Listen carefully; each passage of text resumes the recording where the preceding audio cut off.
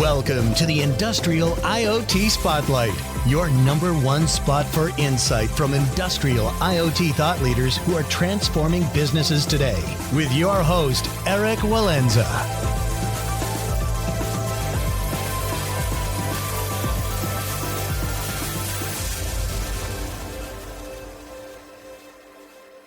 Welcome back to the Industrial IoT Spotlight podcast. I'm your host, Eric Walenza, CEO of IoT One, the consultancy that helps companies create value from data to accelerate growth. And our guest today is Samuel Van de Velde, CTO of Pozyx. Pozyx is a leading provider of real-time location systems and advanced real-time tracking solutions for future-proofing indoor and outdoor asset tracking and identification. In this talk, we discuss the application of ultra-wideband or UWB technology to enable scalability and adaptability in asset tracking scenarios. We also explored how location tracking plays a critical role in feeding data to AI algorithms for detailed asset health analytics and behavioral predictions. If you find these conversations valuable, please leave us a comment and a 5-star review. And if you'd like to share your company's story or recommend a speaker, you can email us at team@iot1.com.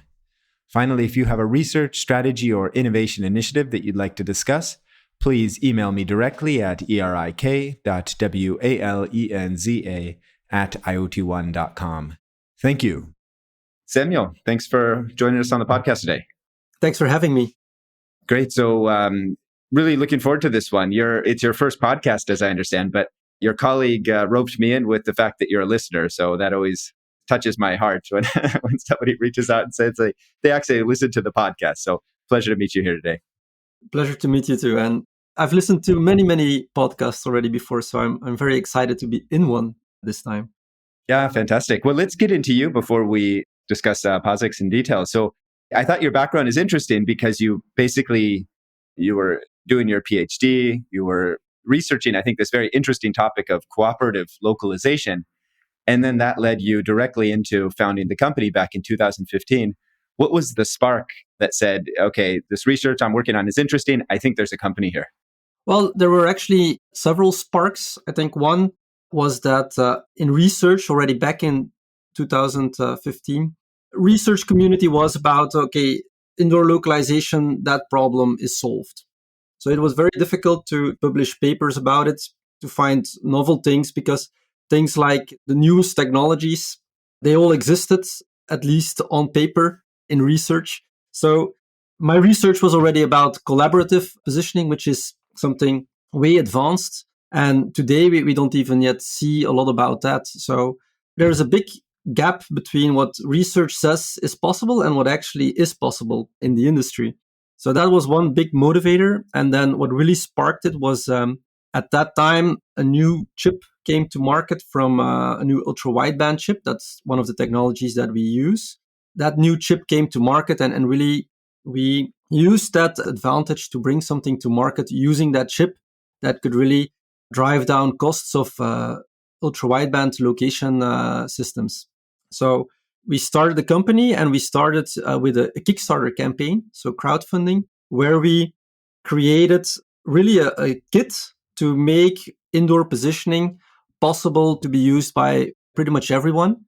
So we used a kit that you could hook up to an Arduino or a Raspberry Pi, so your robot or your drone, and you could start doing indoor localization already instantly. So that was the premise of how we started the company back in 2015. Okay, cool. Yeah, I always think about IoT solutions in kind of two different domains, right? There's the one domain, which is the very expensive, complex, pushing the cutting edge of what's possible in a certain area. And that's often used in, of course, military applications. It might be used in kind of certain heavy industrial applications, like for a chemical factory where they're trying to understand 1,200 sensors and what that data means. And then there's this other area where it's taking, one of those very sophisticated technologies and then reaches some point of maturity where you say, okay, 20 years ago, this was being used on missiles by the American military, but today we can put it on a cow. And, the price point is at the right stage where this is something that anybody can use. And I think that's always very interesting that the biggest impacts are often about just the cost reduction and the simplification and standardization of the technology to the point where you can find all these value in these use cases. that all of a sudden emerge, right? And it sounds like that's kind of the innovation track that you guys found, is right, this place where a technology that was at one point fairly expensive has kind of reached a point where anybody can use it, via an Arduino. And I suppose now the cost is even much lower than it was when you founded. So UWB, is that still the core of your tech stack, or is that one of multiple technologies that you're working with? It's still the core, I would say. We have also expanded to supporting Bluetooth positioning, which can diversify a little bit about what kind of accuracy you require for something. Ultra-wideband when you want to position something very accurately, and then Bluetooth when you want to position something less accurately. We also added a significant part in the software piece, so a software solution that can also accept GPS location and even RFID using the Omlox standard. So we've moved from only just being a technology company with ultra wideband to something that where we can provide solutions. And a solution requires more than just location data. It really requires then an application on top of that to drive that solution. And that's something that has been some of the journey that we've been through in providing those solutions and not merely XYZ location data. Mm. And this concept of cooperative localization that you were working on, so I guess the traditional way is kind of a hub and spoke, where you have some hubs and then you have these sensors out in the field that are communicating with the hub. Is that moving beyond that to more of like a mesh? The sensors are communicating with each other to make more precise localization, or what's that concept of cooperative localization? Well, exactly. That's the concept in collaborative localization is you may have some sources that you can use to figure out your own position. And then you use that to help maybe another tracker to find its position as well. And so after a while, everybody can figure out its location. And that's the concept of collaborative positioning. We use it to some extent. The problem is we cannot use it everywhere because it consumes more battery power. You have to communicate with your peers, so it requires more communication. And one of the downfalls of that is, of course, also that if you don't have anyone to collaborate with, then basically you can't position. And in a lot of applications, that's really not acceptable that you have a circumstance where you can't position at all. So that's why this part of the research, again, from a research point of view, extremely interesting. But from a more commercial point of view, we use it in the deployment of the system, but then in the actual running of the system, we typically don't use that. Got you. If we look at the full tech stack, I know you launched your platform recently. So you're providing the sensor solution, you're providing, I guess, the back end. How close do you get to the front end? Do you have a front end app? Because we're going to be talking about agriculture later. So do you have something that like a farmer would be using directly on their mobile phone, or how close to the front end do you get here? So we have two products in a sense. One is really the location system by itself. That's where it all started. And that system just provides location data. And then we have this software application where it really goes all the way to the front end, but there it is limited to certain verticals. So that's more for manufacturing and distribution. In these other kind of applications that you just touched upon, like in agriculture, we are partnering with another company that has a great deal of experience in the agriculture business where we do not. And obviously they provide this whole front-end solution for that one. Yeah, that makes sense. I mean, it's always a tricky question because on the one hand, to some extent, every technology provider would love the end customer to be opening up their app and seeing their logo every morning. On the other hand, a farmer doesn't want 12 different apps to check 12 different data sources. He wants, kind of one platform that he can use to manage his farm, right? So there's always a bit of a tension there. So when you work with these partners, how does that typically look? Is it so you're providing a data stream and then they charge the farmer and you charge them per data point, or is it a monthly, just a kind of a flat monthly fee, or what does that tend to look like?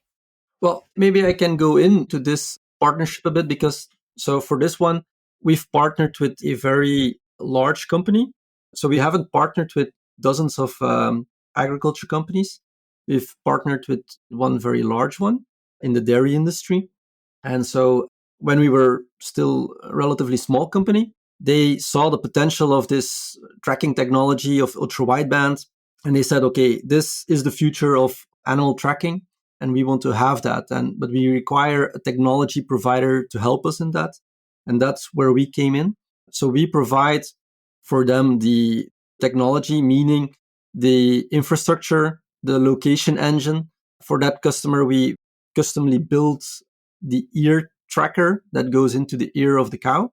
We've set up production for them, or we assisted with them in the production of that specific tracker for them. We've trained all of their employees to deploy the system at scale and to support it and to maintenance it. And so we are then we still provide support, but not directly to the farmer, only tier 3 support. That's what we then still provide. So there we're the technology provider, and in that scenario, we have a commercial agreement based on licenses that goes up with the amount of, in this case, cows that are being tracked. So that's how that collaboration works. And what are the use cases? I mean, I guess to some extent, the use case is tracking the location of a cow, but then it's always more precise than that in terms of why do you want to know the location of the cow? How are you using this? So what are the different use cases that they're trying to address with your solution? Yeah, that's a good question. And that was a question that I had as well when they reached out. They said, well, we're very interested in this tracking technology. We want to really do it at scale. So the cost has to go really down. Can you do it? Because what they wanted to do with it is finding the cow is really more of a nice to have. It's still an important use case in a sense. But what really drives the value is that this location data can be used in all kinds of analytics and behavioral analytics. This company that we worked with, they have a whole team of machine learning and AI experts on animal behavior. So they started using this data to get some valuable insights. And to give you a bit more of an idea of what that is and why the accuracy of then the location was so important. So we were tracking cows, and the cows are inside the barn, and they go about their lovely life. Sometimes they're resting in the cubicles, sometimes they're walking around, and sometimes they're feeding or getting milked. And for example, feeding, what happens is they put their head through a fence typically, and then there's a lot of hay or any other feeding thing that they could eat. So, but by tracking the cow, and more specifically, it's on the ear of the cow, you can really see that the cow is moving its head or her head through that fence to start eating.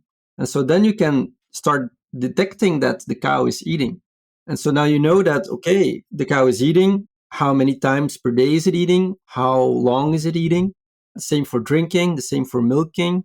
You can do the same for resting, for playing. So yes, the cows, they play. And so that's all kind of things that you can really see by now having this accurate location, and you can really define some kind of an activity based on a certain location. And that's what they use to really get a full view of what the cow is doing the entire day. And so the cow has zero privacy in a sense. And it's remarkable then how much information is in that data. So they can now really see, is that cow getting sick? Is it sick or is it getting sick? Is it maybe starting to limp? Or is it time for inseminating the cow? So that's, for example, something that I didn't know, which was kind of stupid of me, but a cow needs to be inseminated before it can give milk. And so this process needs to happen a couple of times throughout the lifetime of the cow, because milk production goes down, and then at the right exact time, you want to inseminate the cow again to get the optimal or the maximum milk production out of it. So you have to time it right, but how do you know when to inseminate the cow? And so that's something that, based on this data, based on location data, is something you can extremely accurately predict. And there is the true value of this system. Got you. So then there's also this analytics engine behind that. And I guess that is something that needs to be customized, right, to the use case. Do you take an active role in helping to customize that? Or is it where you help them collect the raw data and then they decide how they're going to analyze that in order to figure out these things, such as, is a cow becoming sick? Yeah. Well, so we have a full analytics suite as well. where depending on how far you want to go, you can tap into that, because just processing raw data it's raw data. It's a lot of data in the case of these animals, but in other cases as well, we're getting location updates every few seconds or every several times per second. So it's just way too much data to process. And so we are already transforming that to data that you can use, for example, time budgets or heat maps, or really even metrics and KPIs that are relevant for a certain use case. So we can provide that. It's not required for our customers. If they want to do it themselves, it's perfectly fine. But we also provide these analytics as well. Yeah, I think this is fascinating. Most people, I suppose, when they hear this type of tracking technology, you immediately think, I can find where something is, right? But there's some use cases, maybe if you have a tooling use case and you want to know where is the tool, where that's actually quite useful. But in a lot of it really is about not where is it, but where has it been for how long, in proximity to what, and then in aggregate, what does that data tell me? I think, which is quite interesting, actually. Let's talk quickly about the scalability here. So you mentioned that the customer, when they approached you, really wanted to work on bringing the cost down so that this was affordable for them to scale across the operation. How does the cost for a solution like this scale when you go to 10, 1,000, 100,000 units? Because I suppose there's some aspects of it that scale quite well, maybe certainly the software aspects. And then there's the hardware ones, which scale to some degree, but maybe not as much, right? You still have to pay for atoms. So how does that tend to scale as you ramp up deployment? Well, for ultra wideband, I would say it's not yet on the level of things like Bluetooth, for example, when you really scale it, but it's getting close. So I can't share the exact numbers of that. I think that's for our partner. But it's coming down to a point where the cost of the tracker is getting less relevant. It's still relevant, of course, but I think when we started, so when I was doing my research, I think we were experimenting with an ultra wideband system, and there it was $2,000 for a tracker or for an anchor. So as compared to that, I think we're almost 2 orders of magnitude smaller than that. So the price has come down tremendously. Okay, so you're looking at kind of tens of dollars for the hardware. How does that compare to Bluetooth? Well, for Bluetooth, I think depends a bit where you're producing. I think in Europe, the typical prices are also around that range. When you're going more to China, you could really get below the $10 point or even significantly below that. So that's, of course, what you have to compete with.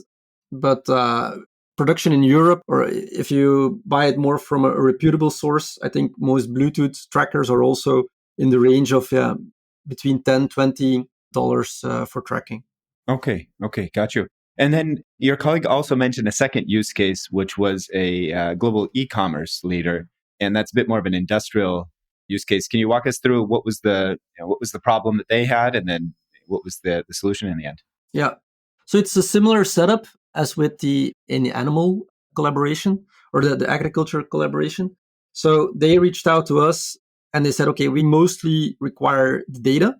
And we also, we require an RTLS system, and we also require some help putting this up and deploying this throughout all of our distribution centers, which there are plenty. So that's already an operational challenge that we had to tackle.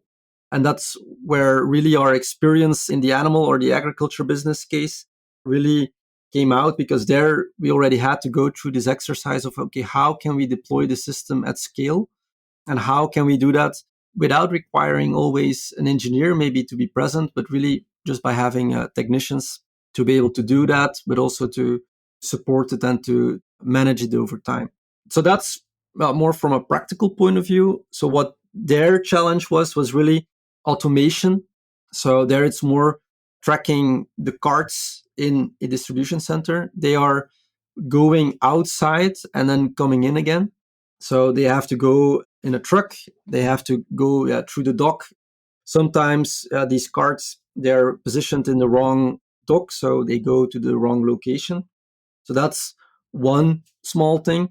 But the next step really is that you want to automate that, we have seen a lot of videos already about these automated warehouses where you have all these kind of robots picking up things and placing them again. And that's exactly what's going on here, except that you don't really know where these racks are to begin with. So you don't know where to pick them up. And definitely because these racks, they leave the facility and they come back in and they're just like loaded off the truck and they're just, they're spread around.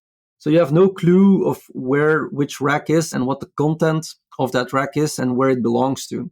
So by having really accurate positioning there, now you can send an automated guided vehicle to that rack and then have it pick it up and then get it into the automated flow of the rest of your facility. So in this case, we're talking really about tremendous amount of racks that are moving from one facility to another one. This was a use case that has a very large return on investment, and now we're helping them pretty much deploy the system.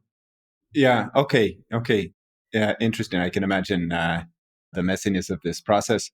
When you look at these two scenarios, one is agriculture, you're working with an animal, the other is working with machines. I guess they both have different challenges, right? What are the challenges that you encounter in the deployment, whether it's, let's say, the animal or the asset itself and kind of deploying the physical hardware, or if it's more the challenge of the system as a whole and making sure that the system is properly set up, or maybe it could be also human challenges and making sure that the users are, understand how to properly use it and maybe modify their processes around this. What are the different challenges that you've encountered in these two different use cases? Yeah. So what we typically see is that during deployment, still a lot of things can go wrong. So, for a location system to work, you have to, in systems that require infrastructure, you have to know where is my infrastructure installed. And if you want to have very accurate positioning, then obviously you need to very accurately know the location of your infrastructure. If your infrastructure, if you think it's in the kitchen, but in fact it is in your living room, then obviously the system will always think that you're in the kitchen. So it has to be correctly installed. And so that's where we have provided a lot of tools to automate that process. So the system can automatically determine its own locations, and it doesn't require anything from the user there. When we first started, people would still have to write down, okay, I've installed this infrastructure point in this location. And so they're noting that down. And then they have to do that through the entire facility. So this could take a lot of work. And we saw that there are still a lot of errors in there. And these errors are sometimes difficult to see. You would just see that, okay, the location accuracy is not very good in a certain area. And then you have to start digging into it. And that's where we fully automated that process, where it's now much more foolproof. So if people would swap things or put them in the wrong location, the system would detect that and give you warnings about that. Give you even warnings, okay, maybe you have to locate it a little bit different. And you don't have to measure the coordinates anymore. So it's an option, of course, because it's less accurate than when you really go in and laser it out. So if you really need the highest level of accuracy, that's still the preferred way to do it. But if you don't require that level, then you can just install it wherever, press a button, and it will automatically tell you, okay, this is where all these anchors are located. You don't have to do anything manual anymore. There's another technology that I guess you're probably more familiar about than me, that RFID are these tags, right, that can come down to cents, right, in terms of the cost if it's really high scale, and they're just kind of passive tags that something will read and say, okay, it's at this location. For this e-commerce solution, do you see circumstances where do you imagine a future, maybe in the near term or the medium term, where every package going through the center would have one of these on it that says, kind of the real time, or maybe not the real time location, but let's say the last time this passed a certain gate? Do you see those being a substitute or a complementary technology or a non-viable technology in these scenarios? Well, I think because this technology with RFID already exists for a longer time, we constantly come in contact with companies that have experimented or tried with that. And for a number of use cases, it just falls short because RFID, you still have a high percentage that you will not be able to scan it. And definitely in more challenging environments where you have more metal. So it could be that you're not reading it, even though it passed through this kind of a gate. And also, because you have to install these gates, you have a more limited view of where things are, and that limits a large number of the use cases. So I would say, for example, in this case with the e-commerce, there it's more the cart that holds a lot of goods. So the cart is something where an active tracker makes a tremendous amount of sense. Now, on the individual packages that would be in the cart, where the price would be paramount, their RFID could still make sense if you have use cases for that.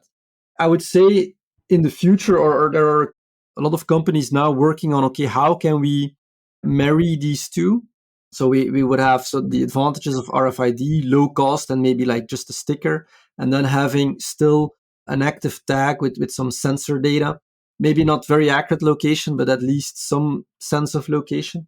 So these are things that could replace RFID perhaps over time, but that's still some way to go, I would say.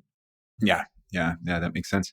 So if you look out into the future, what do you think that's exciting here? I mean, are there new technologies on the horizon? Do you see either cost or capability changing in some way that will enable new capabilities? What's exciting for you right now in this industry? And also with your business in particular, are there new products that you have coming out in the next year or so? Yeah, so what I would say is that from a technology point of view, things continue to improve. But I would say that the use cases are still the most important. That was also one of the main drivers for us to also now start focusing on more of a software application, specifically for, in our case, manufacturing and distribution, because it's impossible to create an application for every kind of vertical. So we focused on those ones because we still see that, well, the examples that we gave, these are some of our biggest customers. These are innovators. They have a clear view of what they can do with it. They also put in the manpower themselves to get that to the level that they can deploy it. And because of that, it still limits a bit, okay, how broadly location technology in general is being used today. So for us, we have seen so many applications already, talking to so many customers, that we are trying to bring that together in some kind of an application that can really convince and drive business, that more businesses can leverage that you don't require an entire software engineering or integration team to get started, but really that you just have an out of the box solution almost to tackle certain use cases. And the challenging thing that always existed, I would say, with indoor location is that there's not so much a thing as one killer application. Well, sometimes there is, but frequently it's more a combination of all small or medium-sized use cases that all have some kind of a benefit. And if you add all of those benefits together, then you have like a tremendous amount of benefit. But you have to have something that brings that together. And if you don't have that, people will always just look at and search for that one business case that makes sense to install or invest in a location system. And then we'll say, well, for one use case, it's sometimes difficult to get that return on investment. But if you can have all of these use cases or several use cases combined, that you can just pick and match whatever makes sense for you, all of a sudden it's becoming just more easy to install it and to make that decision to go for it. Yeah, that's a great point. I often think about this kind of value stack, right? Where you can say, okay, if we have this sensor data, the maintenance team can reduce their cost of maintenance because they know where the asset is or maybe the state of the asset. The marketing team can more accurately allocate marketing budget because they know where assets are deployed, how they're being used to some extent. The customer can get more value because now we can provide them with better analytics and information around that, and maybe we can charge for that. So now we have a new revenue stream. So you start to build up this kind of stack of use cases that provide value to different people in different ways. I think one of the interesting challenges here is that sometimes the different use cases, they provide value to different organizations, right? It could be, of course, different internal teams, but also it could be, it provides value to your distributor or one of your solution partners, or to the customer, or to completely a third party that just wants to know, maybe Wall Street, somebody is trading on cows and they want to know, is there a wave of illness in, in Europe that's going to drive up the price of milk? And I need to start making a bet on this market. How do you view these cases where the data is valuable to a wider set of organizations? And then you have this challenge of how to share data between or kind of monetize data maybe between organizations. Do you see this as viable or just too many kind of legal and or people and organizational challenges to actually realize the value in a lot of those cases? Yeah, I would say we're not there yet, because now I think you need to get some use cases on the floor to really drive that solution. And then maybe next step you can think about what can you do with the data. Typically, well, we're in more the industrial space, so in manufacturing or in distribution, they're also very protective of their data. So often cases, they would still require you to have even an on-premise system that doesn't touch the cloud. We actually offer both. We try to explain the benefits of the cloud, of course, but even that is a challenge. So let alone sharing this data with other parties or other stakeholders. So I would say that is more difficult. Yeah. My experience as well. So it's that still that promise of the future, right? We're still quite early, actually, in the IoT journey, just as an industry as a whole. Samuel, I think we did a good background of the business here, a good overview. Anything that we haven't touched on that's important for folks to understand? Well, I think what we focus on now the most is some specific use cases. One is on forklift tracking and the whole fleet management, trying to optimize there. Another one is in manufacturing, really tracking orders that go to a process flow. And a final one is containers and carts, tracking those to really improve the efficiency of those. So we haven't really touched much about that, and that's fine. But I just want to be clear that I think we're trying to get or bring all of our experience that we've seen with so many of our customers together in these applications in manufacturing and distribution. That for us, we feel that we're coming to a point where it's less about the technology and it's more about the solution that it brings. And I think that's an important evolution. Yeah, I agree, right? It's this space in the industry where everybody's been doing pilots and kind of watching each other. And now we're getting to the point where it just makes sense. People kind of realize the value, and it's just about finding the right use case, the right ROI, and then making those investments, right? And that'll be the next, 10 or 20 years of people case by case making those investments. So Samuel, I really appreciate you taking time and wish you and the company a bright future. I think you're certainly in the market at the right time. So I hope the growth continues. All right. Thank you very much. And I hope my first podcast was up to your quality standards. Yeah, absolutely. And let's do something again in 24 months or so. I'd love to see where the company is then. Yeah, that would be awesome. Thank you very much. Thanks for tuning in to another edition of the Industrial IoT Spotlight. Don't forget to follow us on Twitter at IoT1HQ and to check out our database of case studies on IoT1.com. If you have unique insight or a project deployment story to share, we'd love to feature you on a future edition. Write us at eric.walenza@iot1.com.